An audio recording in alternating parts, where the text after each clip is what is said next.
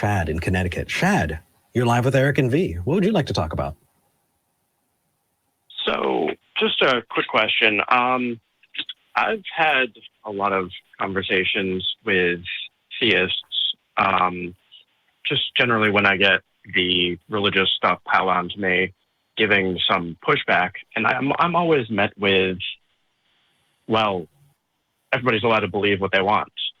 And this conversation has come up in ethics, in everything, where at a certain point in any conversation with people, it's hard to drive home that type of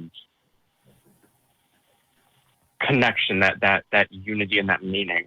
And you guys talk with people a lot, and I'm just wondering if you have any way to bridge that gap in a lot of those things. Sure. And just to clarify, in the description for this call, it says, why does having theism debates matter? Yeah, theism and just a lot of these more, sure. I was looking for the word like the meaningful conversations, these origins, the moral, and extrapolating from there. Philosophical discussion. It takes us back to Socrates, man. It does. Socrates was killed because he was deemed to be corrupting the youth. You know, you get that analogy.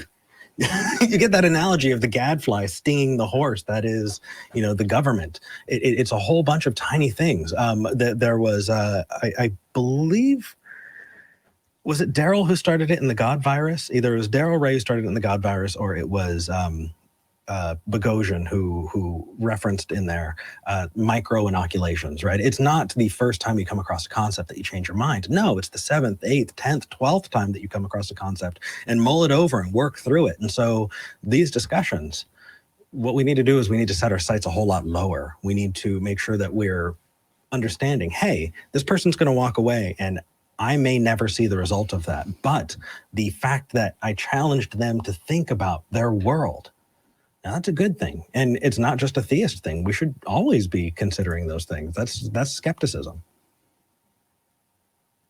So introducing that skepticism into their lives is fantastic. It is. Yeah, it's just anytime I try to have those more meaningful conversations, a lot of the time it just comes with like screw you, that's your opinion, and it gets disheartening sometimes, and there's a lot of moments where I'm like, why do I? Well, you don't have to. And the worst reality of it is that you can lead a horse to water, but you can't make them drink. You cannot force somebody into a position until they're ready to get there. But continuing to do that helps. You know, model that behavior, show that you're willing to listen and talk and admit when you're wrong and go from there. But hopefully that helps. Don't give up hope, man. If you need to take time for you, you're absolutely welcome to. Nobody's mad at you. There's no great commission. Right. No. I'm aware. It's more over the internal debate of whether to keep my head down and or to speak up for what I care about and end up getting a bit heated at the end of the day, but and not the person I'm talking to, because obviously their beliefs come through their life experiences and who they are, but sometimes there's an internal just amount of frustration at not being able to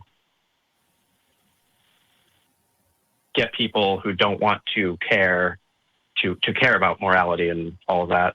So yeah. And you can't put that on yourself, because if somebody doesn't want to care, they're not going to.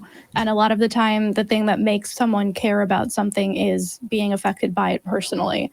We're looking at, the COVID crisis. People are anti-maskers until somebody they know and love gets sick, or they get sick. And then all of a sudden they understand that, oh, wait, this is a real thing and I have to care about it. Or if somebody that they love comes out as gay or bi or trans, that will move them sometimes into a position of realizing why it's important to have these conversations and why it's important to care. But you cannot do that for them. That is a decision they have to make. So you can be a resource, and you can be someone that they know they can come to talk to if they have questions or are starting to think about things that make them uncomfortable. All that said, though, certainly don't put that on you. That is not something that you can control, and is certainly not a measurement of whether or not you did the right thing in the moment. Mm-hmm. With that said, I think this is a good way, a good tie-in to the next call. So I think we're going to scoot on. But Shad, thank you for calling in. Absolutely. Have yourselves a wonderful day, guys. You too. Take care.